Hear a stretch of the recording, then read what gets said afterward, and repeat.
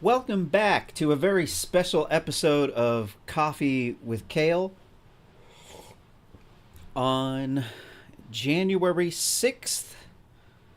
What day is it? It is a Tuesday on 2026. I'm going to have to get used to saying that. My name is, of course, Cale. I'm the host of RSS Commentary, which just recently got unbanned on YouTube for false claims of election and COVID misinformation, which I can prove to you were verifiably true claims. So I'm very thankful to Representative Jim Jordan of I think he's on the U.S. House Investigatory Committee. I don't know exactly what committee he's on, but he wrote a letter to YouTube demanding they unban us, and he got me unbanned. So we're going to get Coffee with Cale going again. Today we're going to be talking about Donald Trump's invasion. Hold on, I don't want to call it Donald Trump's. America's invasion of Venezuela and the capture of the alleged terrorist narco drug dealer Nicolas Maduro. We're not going to be examining this from a left or right perspective. We're going to be analyzing this from the lens of Realpolitik, which is pretty much offensive realism. I think maybe they added on pragmatism on top of that. I'm not sure that there's any distinction between there. But let's look at what Trump said exactly before we make any judgments on whether or not what he said was good.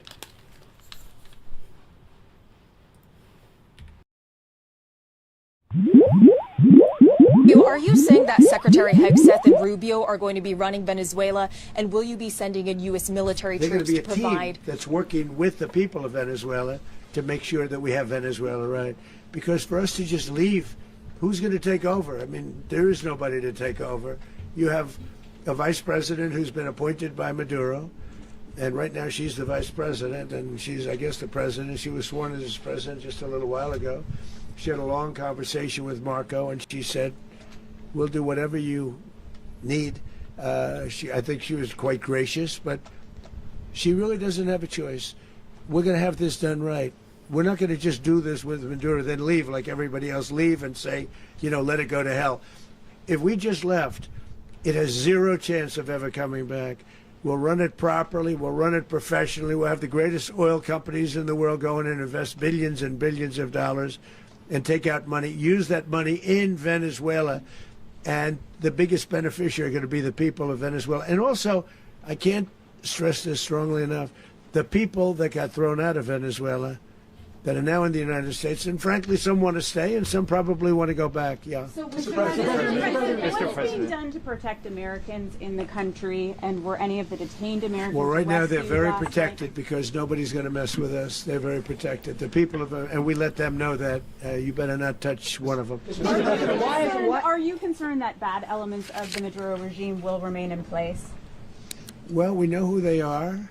We're on them, and they're acting much differently now than they would have acted 2 days ago. And what can you Okay, say wait, about behind you, please. Mr. President, why is running a country in South America America first? Well, I think it is because we want to surround ourselves with good neighbors. We want to surround ourselves with stability. We want to surround ourselves with energy. We have tremendous energy in that country. It's very important that we protect it. We need that for ourselves. We need that for the world. And we want to make sure we can protect it. Yes, sir. Please, go ahead. Yeah, is there a message here for Cuba and Diaz-Canel? Well, Cuba is an interesting case. Cuba is, not doing very well right now. That system has not been a very good one for Cuba. The people there have suffered for many, many years. And I think Cuba is going to be something we'll end up talking about because Cuba is a failing nation right now, very badly failing nation. And we want to help the people. It's very similar in the sense that we want to help the people in Cuba, but we want to also help the people that were forced out of Cuba. And living in this country. Do you want to say something about that, Marco, please? Well, I mean, I just gave you a statement a few minutes ago about, when the president speaks, you should take him seriously. So suffice it to say, Cuba is a disaster. It's run by incompetent, senile men, and in some cases, not. All right, so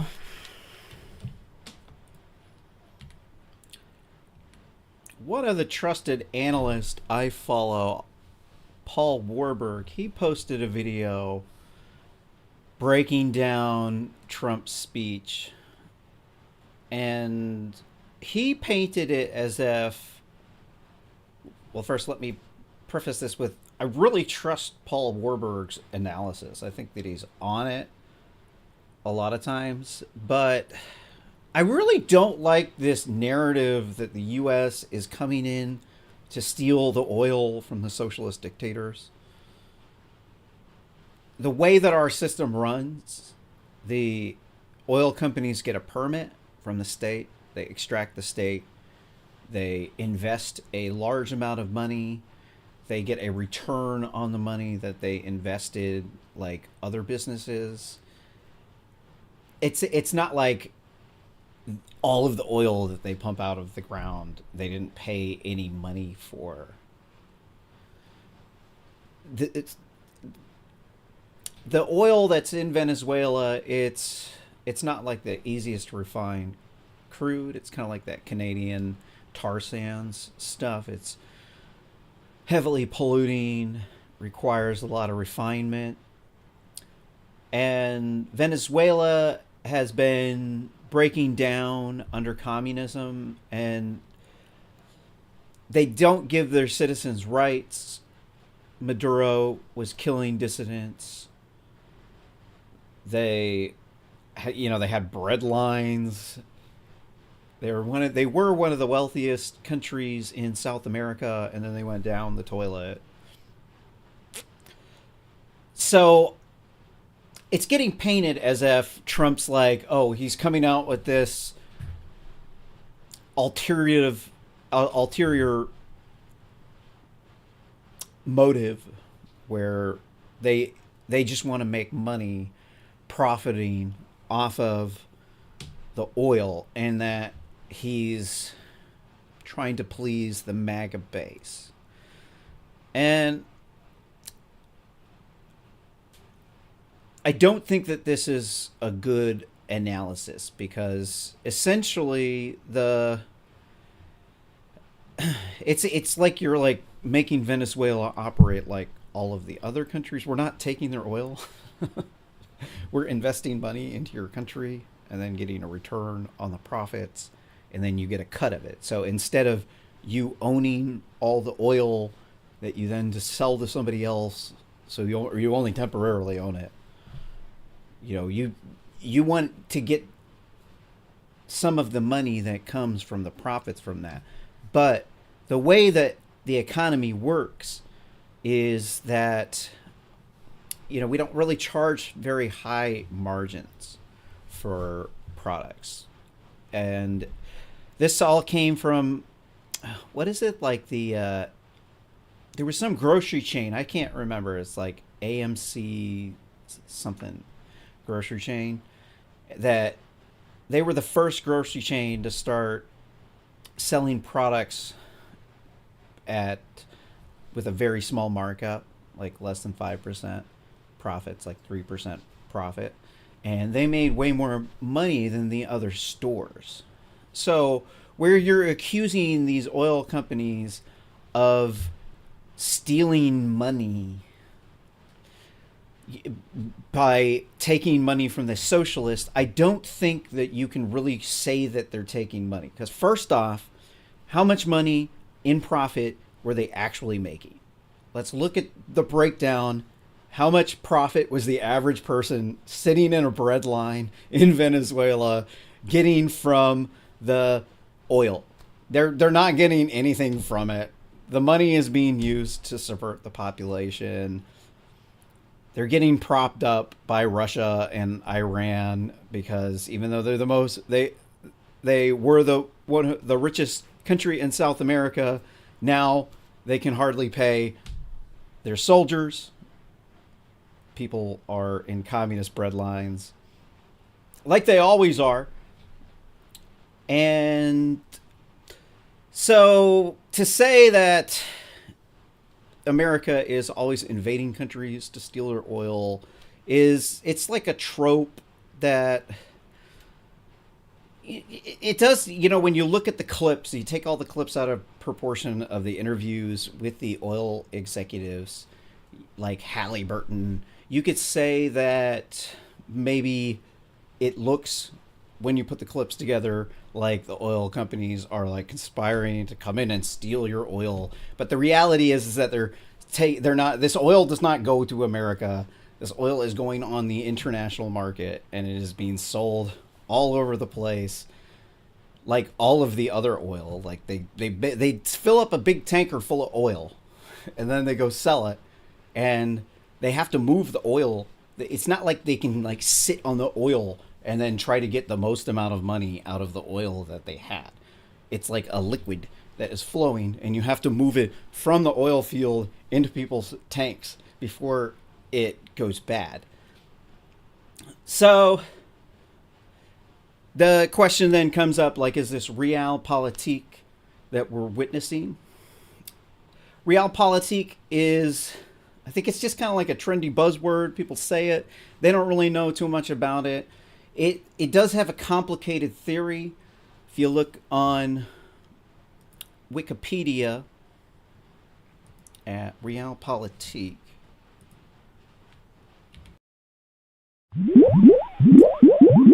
says it's from German realistic, practical, actual, and Politik with a K at the end. It means politics with the CS at the end.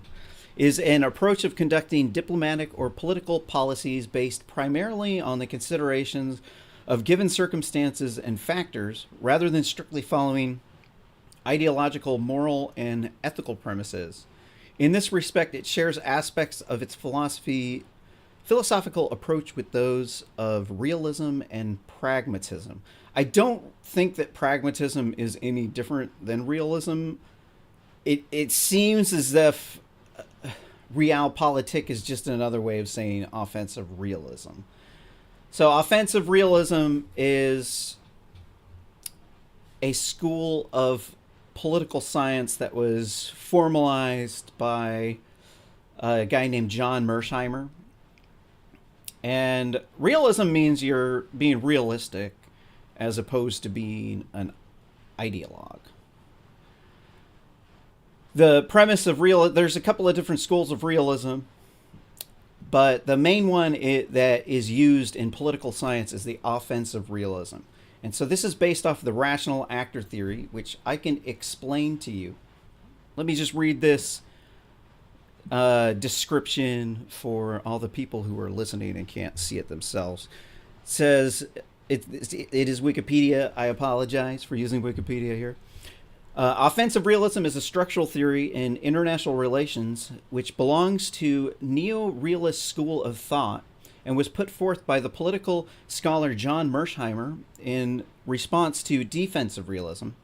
Offensive realism holds that anarchic nature of international system is responsible for the promotion of aggressive state behavior in international politics. The theory fundamentally differs from defensive realism by depicting great powers as power maximizing, revisionist, privileging buck passing, and self-promoting over balancing strategies in their consistent aim to dominate the international system. The theory provides important alternative views and understandings, as well as often accurate predictions of behaviors of individual states, which it remains a subject of criticism. Let's look at defensive realism 2. I'm going to read the top description or summary. Defensive neorealism is a structural theory in international relations which is derived from the school of neorealism. The theory finds its foundation in political scientist Kenneth Walt's theory of international Realpolitik, in which Walls argues the anarchical structure of the international system encourages states to maintain moderate and reserved policies to attain national security. In contrast, offensive realism assumes that states seek to maximize their power and influence to achieve security through domination and hegemony. Defensive neorealism reasserts that aggressive expansion as promoted by offensive neorealists upsets the tendencies of states to conform to the balance of power theory, thereby decreasing the primary objective of the state, which they argue to be the ensuing of its security. The ensuring of its security. Defensive realism defines neither the reality of the interstate conflict or the incentives for state expansion exist, but it contends that those incentives are sporadic rather than endemic. Defensive neorealism points towards structural modifiers such as security dilemma and geography, and elite beliefs and perceptions to explain the outbreak of conflicts. And the problem that I could immediately see with this is that it's saying, you know, the elites are driving these policies. These nation states are acting as this like benevolent actor who they actually have like scruples. But that's not the way that it is. And so there is a concept in game theory called power to the powerful. Oops, sorry about that. So power to the powerful means that the elites, they play by different rules. So the rules that are set forth by the common man, for the common man, is that you have to follow the rules. You have to work hard in the workplace. You don't rock the boat. You do everything people say. You don't question. You get married. You save up money. You get married. You have a family, and then you retire. But for the elites, they do not actually play this game. They play the game of cooperating with people for resources. So in the game theory paradigm, it's like based on the prisoner's dilemma, where two prisoners, they can either cooperate or defect, and they get a certain amount of money. If they cooperate, they get like 3 coins. If they defect, they get like 5 coins if the other person chooses cooperate. And then if they both defect, they get 1 coin. And you can run computer simulations that show that the strategy that works the best is tit for tat. So whenever other people betray you, you're supposed to betray them. And then after that, you then be nice to the person. And so you can make simulations with networks of people, and you could show that there can be networks of defectors who prey on vulnerable cooperative people, and that these people the cooperative people can develop pockets of cooperation where that cooperation can grow, and they can then take over. So if you're having a bully strategy, it only works for a small period of time. So power to the powerful means that the powerful people, they do not play the game that the common person has to play. Like, they don't rock the boat, don't insult people. The people who are powerful, they rock the boat, they insult people, they didn't go to school, they didn't go to college, they didn't save up money, they were extremely reckless, and they,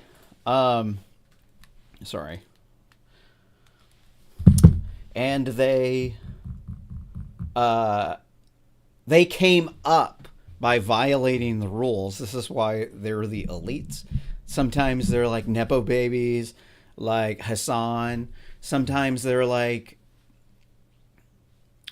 sometimes they came from families from, maybe one generation of people had like a Rockefeller or, a first generation millionaire. Then you got multiple generations of people who are like Nepo babies that they don't really actually produce. They just like, most of the wealth from most of these families gets spent over multiple generations. So there is a difference between old money and new money.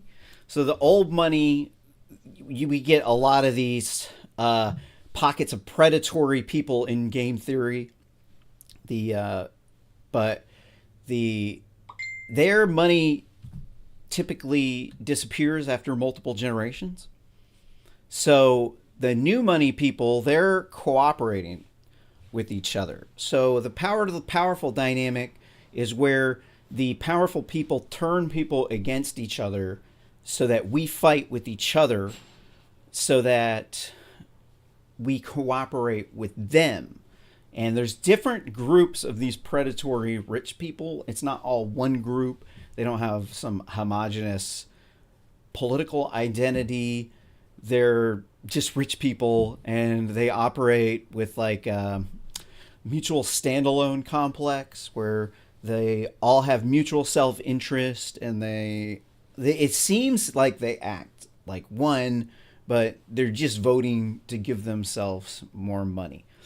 So I don't really like this definition of offensive realism, because I'm a AI scientist, software computer engineer, and this offensive realism is based off of the concept of a rational actor. So this says states are rational actors. See, look at this. This is irritating. Look, this is slop. What is a rational actor? There's no even link. All right, so let me explain to you. I can't edit Wikipedia because I got banned for posting proof that the Great Replacement was happening. So I can't I can't correct things on Wikipedia. I do want to sue them for that. If you know anybody that wants to sue Wikipedia, hit me up. So a rational actor in the artificial intelligence field came from classical AI, and a rational actor is an agent that self-optimizes. A rational actor differs from an irrational actor in that an irrational actor is a greedy over self-optimizer, or they're reckless. It's easiest to explain as in terms of gambling. The rational actor is someone who makes a wise bet that they are not likely to lose. An irrational actor will bet all of their chips on something that is highly likely to lose. So let's translate this definition now into the context of offensive realism. So let's put it in the context of Russia. So under John Mearsheimer's theory, Putin was behaving as a rational actor. All he was doing is self-optimizing. So the offensive realism school does not say that states are behaving moralistically, just like Realpolitik. A rational actor self-optimizes. So that's irrespective of morality. For the most part, you got to look into Steven Pinker's universal morals. There's 5 categories of morals. There's authority, group loyalty, cleanliness,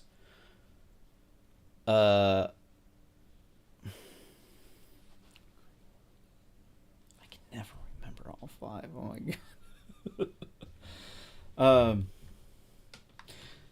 So I like to explain morals that they're like, morals are things that piss people off and make them do things. And it's easiest to explain in terms of the cleanliness of moral. So back in the day, they used to have pandemics that would kill people. People would die. And then people developed religious practices that during these pandemics where they would observe patterns where people would survive at a higher rate, such as not eating pork or shrimp. And then they would develop superstitions around these things because they didn't know what bacteria or viruses were at that specific time. So they were just shooting in the dark. They knew pork and shrimp would mess you up. So it was immoral to eat these things. And so like the Muslims, they get hopping mad if you eat pork or if you put pork on a Quran or you throw pork at them because they're not supposed to even touch pork because it's an unclean meat. But if you examine the situation about, where this moral came from Steven Pinker's The Moral Instinct, then, you can see it's like, okay, well, I mean, we dewormed the pork. Your shrimp's not going to kill you. I mean, you might get a brain worm from eating some sushi, but it's not immoral to eat sushi. It's just fish. The Bible says it's okay to eat fish. You got to teach a man to fish, right? So with the Realpolitik, the offensive realism says that countries do a cost-benefit, risk-reward analysis. In the case of Ukraine was not in NATO. When the Maidan Revolution happened, Ukraine was trying to join the European Union, which is not the same thing as joining NATO. The EU is just an economic trading bloc. They're not like a federation. It's not like the United States of America where they make laws and everyone has to respect the laws. The EU is a Orwellian organization controlled by the World Economic Forum and that really creepy dude Klaus Schwab, who looks like a villain from a James Bond movie. In fact, I was watching some video and some picture of Klaus Schwab popped up on the stream, and the guy said, "Hey, look, dude, that dude is like a classic James Bond villain." He was like, "Oh, it's Klaus Schwab." You're like, "Oh, now I see what's going on here." Klaus Schwab, these guys, man, they are fascists. So they're corporate socialists, or they want state-controlled capitalism, which is fascism. State-directed capitalism is essentially where a corrupt group of oligarchs take over. It's not like people think you're going to have higher economic output by putting these oligarchs in control, but that's not true at all. You get really low output because in a capitalist society, like I was saying, with that grocery store model, maybe it was Amco Grocery, AMCO. So that model where the grocery stores just take like 3 to 5% profit each year, that one makes more money. And it makes more money because the people who are running the show are not taking as much of the money, so they could sell the products for cheaper.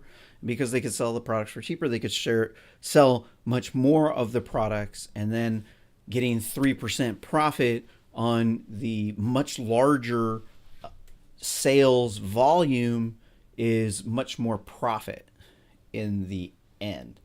So this is the problem fundamentally with oligarchs, with not necessarily Elon Musk, but like CCP oligarchs, Russian oligarchs, or most countries that have oligarchs, is they take a lot of the money for their own corruption, and they spend it in the really shady ways. So Elon Musk, yeah, he did get a whole giant pile of money from the Tesla stocks. I do feel like they're way overvaluated. I do kind of feel like the guy does probably deserve a large chunk of the money that he created, and that is probably in their best interest if Elon has enough money to fund the projects that he wants to.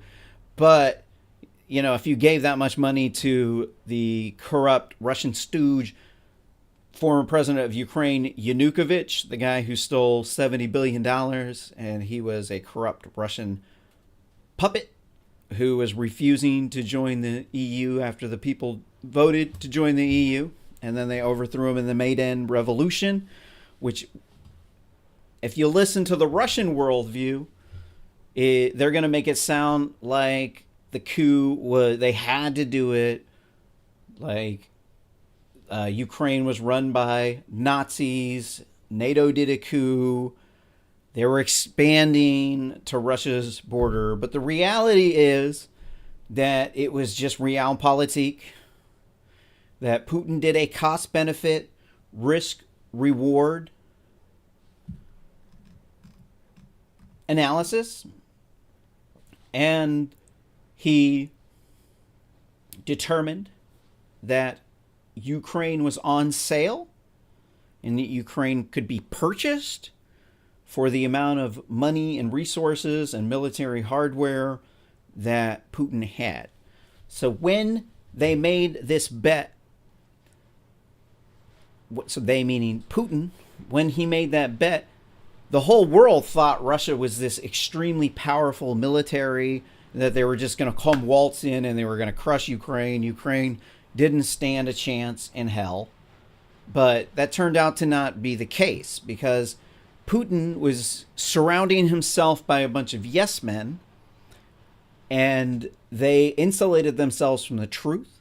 The truth was that their army that their military hardware was getting parted out by people like soldiers and corrupt officers who were reselling the parts. So they would, a large percentage of the money that Russia was spending was getting stolen by the corrupt, the oligarchs, the soldiers, all the way up. People scrapping copper, people taking parts from tanks to resell on the black market. It was endemic. It was also baked into the budget. But when you're trying to run a business, you know, this is that kind of stuff is going to bankrupt your business. So Russia was essentially a paper tiger. They were like one step above a paper tiger. They were like a paper tiger that could set themselves on fire and hurt you really bad. So Putin was not actually behaving as a rational actor, because the bet that Putin made clearly was a very risky bet. Now, he just assumed, I'm extremely powerful, so we could just waltz in there and take the country, and then it's a safe bet. But he was being irrational because he was not surrounding himself with people who were giving him real information. He was surrounding himself full of criminals, thugs, and liars who were stealing. But Putin, he was a thief too. So this was just normal operations of business for Putin. So let's apply this framework now to the U.S. invasion of Venezuela. So, is America invading Venezuela because the cost and the risk, the cost and the benefit outweigh the risk for the reward. Wait, cost? I don't know if I said that right. The cost, risk, and benefit justify the risk. Sorry. Cost, benefit, and reward justify the risk. I'm sorry. I'm totally messing up here. What is the risk? So the risk is we could end up in a quagmire like Ukraine. What is the benefit? So the benefit is that if we are successful, it's a giant political win. You got to understand that the Russian soldiers and officers are looking at what Trump did in Venezuela like, what are we doing? We're like dying on the battlefield. And Trump just came and did the swoop, took Maduro out without taking a single casualty. And Russia has now amassed over 1 million casualties. That's very embarrassing. That definitely shows that they are very weak. You look at the invasion of Ukraine, and it was embarrassing. Russia was a laughingstock. They ran out of gas. The country that is like a nuclear-armed gas station run by alcoholic mafia thugs ran out of gas before they can get their tanks into Kiev. And then Trump comes down and just wham, takes out the bad guy, doesn't even kill the guy. Like Putin would have thrown him out of the top floor of a skyscraper. But Trump, I think that what he is saying is, I think that it's problematic saying we're going in there to Venezuela to take their oil. Because what that does is it sends signals to other countries that say, if you are powerful enough, then it is okay to invade your neighbors. Because as long as you are strong enough to take out the bad guys, then you can do that. But I personally want to overthrow every dictator on earth. I want to take them all and lock them up in one cell and put them in public display. And then we want to put them in those things that lock up your head and your hands, and we want to like whip them, whoosh, whoosh, prod them with like a cattle prod. Especially Xi Jinping, Maduro, and who's that dictator that looks like the Down syndrome Winnie the Pooh?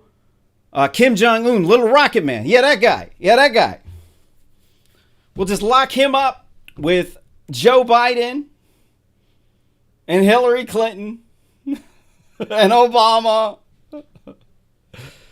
And let's lock up some other idiot that isn't a Democrat just to show them that we're not just trying to lock up only Democrats.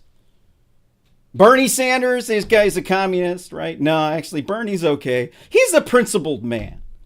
He's not the kind of socialist. He's like a legit democratic socialist. I think most of these democratic socialists are actually closet fascists. People don't understand what fascism actually is. They think fascism is whatever Wikipedia says is far right. No, fascism is an ownership model that is competing with a communist ownership model of no private property. Fascism is like you can have private property, but then the state can use it when they need to and do what they need to, i.e. authoritarianism. And it's like a timeshare. And that's the timeshare ownership model is the best way to explain fascism. So most of these democratic socialists are just fascists. The difference in between a fascist and a democratic socialist is one is on the left, one is on the right. and that is by the original meaning, not the left is the revolutionist, the right is the status quo, but the one that they used in World War II, which is a hierarchical definition, where the left wants to have wealth redistribution and social engineering programs to flatten the social hierarchy, make a more equal world. The right is opposed to the left. They want a natural social hierarchy. The far left wants a bottom-up controlled society by a flat social hierarchy. The far right wants a top-down controlled society by the elite class. So you can't just explain this, as one's revolutionary, one status quo. It's a hierarchical thing, and that's the whole point of Nazism, is that they thought that you should have compete for the top slots instead of having them be handed out. The whole Jew hate thing isn't really actually part of the government of Nazism. That was how they overthrew the government, using protocols of Elder Zion, defaming Jews as all that is wrong with capitalism, so that they can say the Jews are trying to take over the world, so now we have to overthrow the government first. That's the whole point of what they did. They didn't actually hate the Jews. People think they hate the Jews. Now, they hated Zionists, but a different kind of Zionists. So but still the kind of the same ones that people, the Zionist has two meanings. There's people who support the country of Israel, the ethno-state of Israel. And then there's the protocols of Elder Zion, which is they're trying to take over the world. And that one, you see Democrats, the same people calling people fascist, they're out here protesting against the invasion of Venezuela, and they themselves push the exact anti-Jew propaganda that they speak of. They hate Israel. They're pro-Palestine. They hate the billionaires. And it's the same. It's the same. They think that there's the billionaires control the world, and that the billionaires are the reason why the rent's getting jacked up. The billionaires do actually, BlackRock and other investment owners, private equity, they do actually jack up the real estate costs. Just because they're only buying up 2 to 4% of houses does not mean that 2 to 4% of houses is not jacking up the rent for everyone else. Because one study that I saw was that with illegal immigration, an increase of only 2% of illegal immigrant home buyers raises the price of the house by multiple tens of thousands of dollars, because people start bidding for the houses that are left. You also have to understand that I'm going on a tangent, but I'll make it short. Investment companies or private equity, they invest money into businesses. That money that they invest into the business does not get spent all at one time. The private equity will take that money, put it into a pot that they will then attempt to grow through other investments until that money is then spent. One way, but this means that the asset has to become liquid as soon as possible, whenever the money is actually needed. So business startup companies will buy houses in order to rent them out to their employees. This is very common in the San Francisco area, the Bay Area. And whenever these companies do this, they jack up the price of the properties through the roof in the areas around the businesses that they're investing in. So yes, private equity is jacking up the price of rent. Yes, it is illegal immigrants. Even if we kicked out every illegal immigrant, we should still ban Wall Street from buying up our houses, because Wall Street shouldn't have anything to do with our houses. For Wall Street, it's always going up, and that ain't the way it is for a homeowner. We need to own the homes. Homes aren't just supposed to be so that you can have a retirement account. You're supposed to save for your retirement account. And if you can't come up with that money, your family needs to cover it. But that's a tangent. Going back to Venezuela. So are we engaging in realpolitik? So what the Realpolitik says is that when a country annexes another country, it's because they're doing a cost-benefit risk-reward analysis, and that the cost and the benefit and reward justify the risk of the invasion. So with what the U.S. is doing, we're not really annexing. So what's the risk of us continuing to let Maduro run Venezuela? Okay, so China's been doing the investments in Venezuela. They're operating some satellites there on the ground and some infrastructure that is spy infrastructure. They are buying up ports around the country using these debt trap investments. And this is actually a threat to us. The fentanyl, I've had a number of friends of mine die from heroin and fentanyl overdoses. So, yes, it is a chemical weapon. Look at how much of that stuff can kill you, like just a little dot. How many things do you know of that a little fleck of sand of it can touch you and you could die? You know anything else that's like that? I don't know anything else that's like that.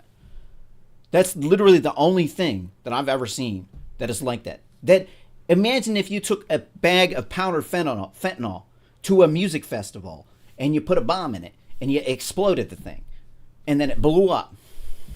Right? That's a chemical weapon right there. That's definitely should be treated as if it is, even if you want to legalize drugs. Me personally, even though I've had friends die, I believe that the illegalization of drugs causes more people to use drugs because people will sell the drugs to get money, to get free drugs. They'll get the drugs, they'll go and they'll call their friends so they could party, distribute the drugs, and this is how people end up doing massive amounts of drugs. It comes from people advertising the drugs to them. I have never, ever been called by a weed store here in Oregon where weed is legal to sell me weed. I have never been called by a bar to attempt to try to sell me anything. I mean, people go to the bars. People do have alcohol problems when they go to the bars. Yes, this is a problem. People also too eat too much food and they get fat. They have sex addictions. They have porn addictions. There's a number of problems that people have. So I personally am in favor of legalizing all drugs. It's set for fentanyl and other like trank. I think if it's like a legitimately, like you could tell it's destroying these people's lives in some small amount, and this is just absolutely not safe. I think cocaine, I think that is not anywhere near as dangerous as people make it out to be. Crack, I don't think, I mean, crack is just, it's like drinking, like having a hard alcohol problem, in my opinion. I've seen people with alcohol problems. Boy, just a little bit of alcohol, once their liver starts going, messes them up and they turn into a completely different person. They turn into a monster.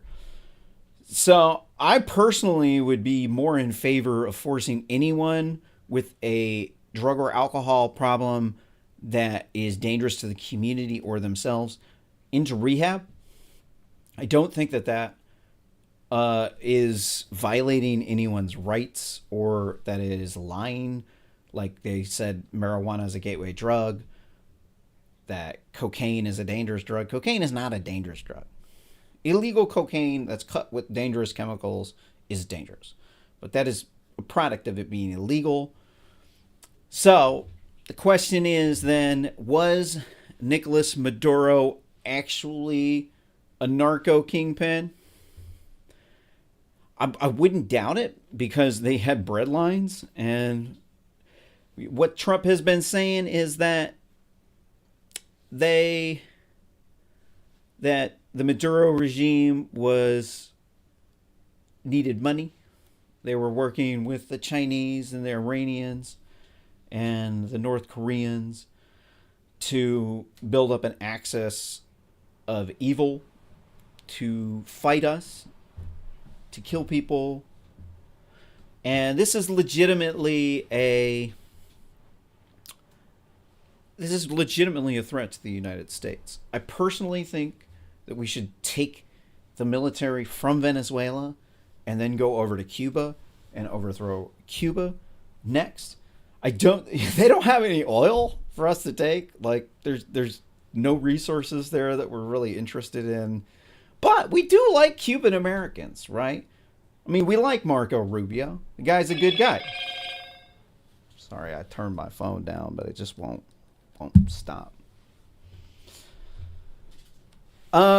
So in terms of Realpolitik, yeah, they were doing a cost-benefit, risk-reward analysis.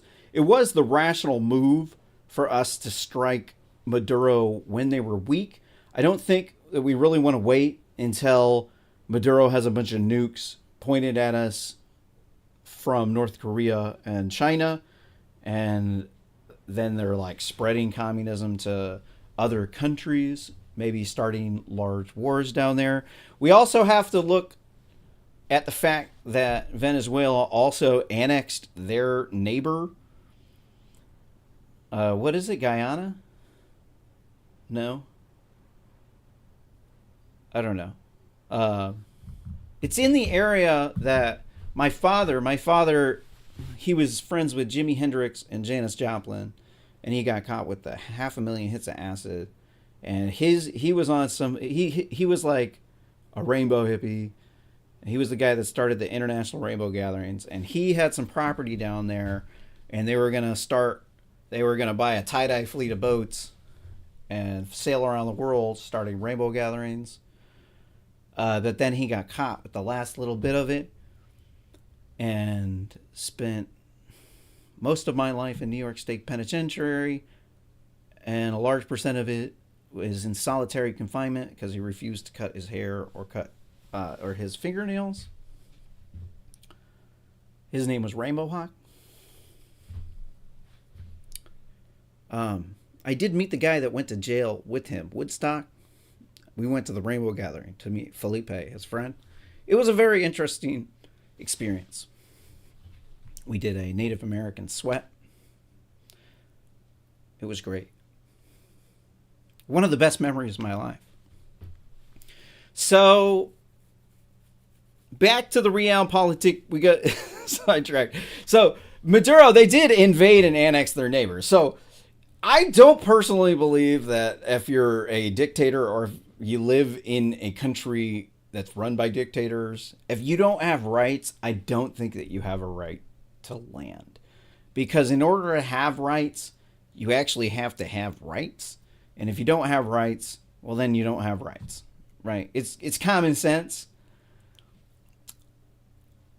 So I don't think that Venezuela has the right to the land that they're in. I do believe that when there is a dictator in control, it is in fact actually a might makes right situation. I would like it to be just a liberal democracy where the government is just this benevolent, defensive realism thing where like they're doing the right thing, but the reality is that people, they work in their own interest.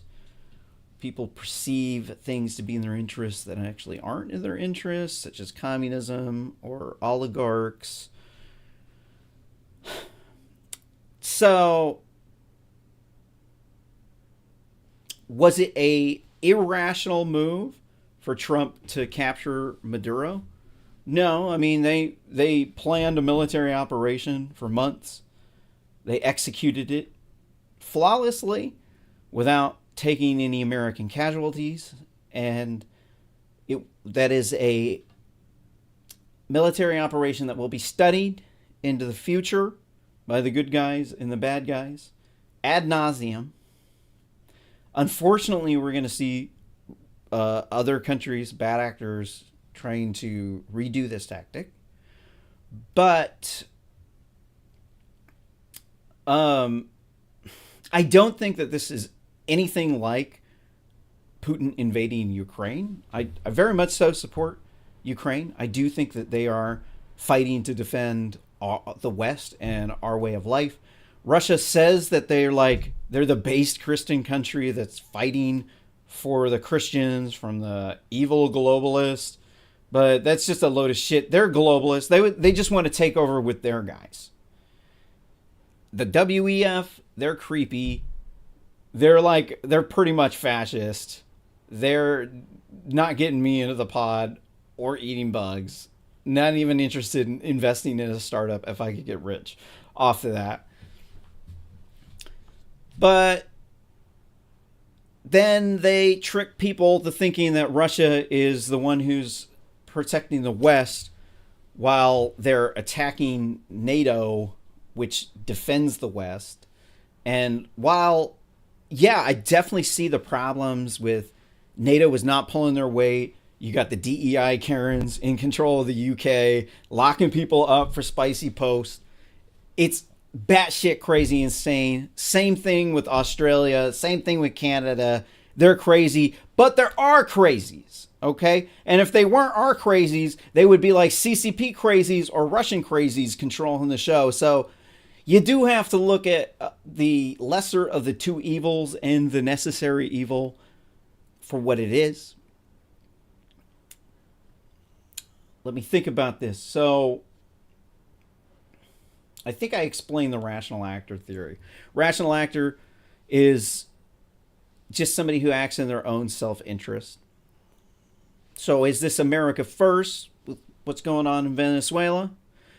I personally do not like the America first isolationism. I was against it the whole time. I did not vote in the 2024 election because I do not think that it was good to... Okay, so when you're fighting a war with people, they will fight until they know that it's futile to fight. So there's this guy, the Lines on Maps guy, William Spaniel. He does a lot of... He's like I probably got a PhD. He's got a really good YouTube channel. He goes into detail on how the lines, the two countries, they both have an expectation when they're fighting about what the outcome of the war is, and it's like they're bargaining. It's like here Ukraine knows that they can get this far. They can keep Russia back this far. Russia knows at minimum they could take this, and then somewhere in the middle now you have the line where it's probably actually going to end up, and that is really what they're fighting over.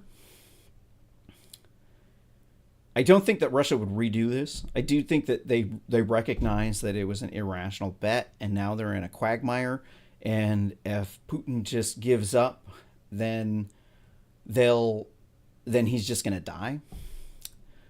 But you have to look at it specifically from the perspective that we're giving clues to other countries. So when we don't back up our democracy allies, when we arm Syrian democracy fighters, and then we don't back them up and we allow Vladimir Putin to level Aleppo and kill hundreds of thousands of people on our side, painful, tragic deaths, that sends a message to the rest of the world that you better not side with America, because if you do, they're not going to back you up. They'll get you in a firefight. You're going to die. You guys are just going to lose. So you might as well side with the other guys because they're more powerful. And when they say they're going to do things, they do it. And then they follow through. This is what Trump should have been aware of the whole time. I understand perfectly the deception that Trump experienced from the Russians, because they were planning that invasion of Ukraine for a long time. And Trump was having those Miss Universe pageants in Moscow right before the invasion. So if you listen to the Ruski Mir, which is the Russian world, aka Russian worldview, they paint it as if Russia's the good guy and Ukraine is the bad guy, run by the bad people, funded by bad people, and Russia has no other option but to do this, because if they didn't, then they would not be protecting their own people. And Trump did fall for that. Trump was, and a lot of MAGA people were, in the Ukraine camp. And back when they had the Twitter files going on, when Twitter was censoring people for the CIA, a lot of the, if you read the Twitter files, you'll see that a lot of what Twitter was censoring was legitimate Russian military psyop propaganda, because you know they had those pictures of the Azov Nazis, and yes, they were actually real Nazis, but there wasn't a whole lot of them. You got to understand that Russia invaded their country, and the Azov Nazis, they volunteered for the militia in their city that they lived in, which you would expect a large city to have 50, 100 Nazis. You would just expect that. But in Ukraine, like, they have a different view on Nazis, because the Russians did the Holodomor famine genocide, killed 6 million Ukrainians right before World War II. And then World War II happened in Ukraine. They got hit by the worst of it. And so when the Nazis came in, they were viewed as liberators in Ukraine. They don't have the same views. Like, most people think that the Nazis killed the Jews because they hate the Jews. That's not true at all. If you read 25 Points of Hitler's Nazi Party, point 7 says if they run out of food, they're going to deport the Jews. So what happened was they ran out of food, and they had to deport the Jews. They had them in the ghettos. They didn't have any food. They were going to starve to death, because the Germans were starving to death too. They didn't have any oil. They were running out of oil too. Had they released the Jews into Russia, which was the only place they could have released them, then they would have joined Russia, and then Russia would have had 1 million more soldiers for the Nazis to fight. So you could see it was a cold-blooded murder. It was a war murder. They also bombed a whole lot of other people too. So, I mean, yeah, that was horrible, but it was like not as horrible as what Stalin did. Stalin was a monster, and Stalin taught Hitler to do what he did. Stalin taught Hitler you could kill half of the rich people, give half of their money to the rest of the rich people to buy them off. Had it not been for Stalin, none of this stuff in World War II would have happened. All that stuff happened because Stalin was a mass murdering psychopath. So, I mean, I'm not saying, Hitler was definitely a bad person. I would never want to live in any sort of far right society. I'm definitely on the right in terms of I oppose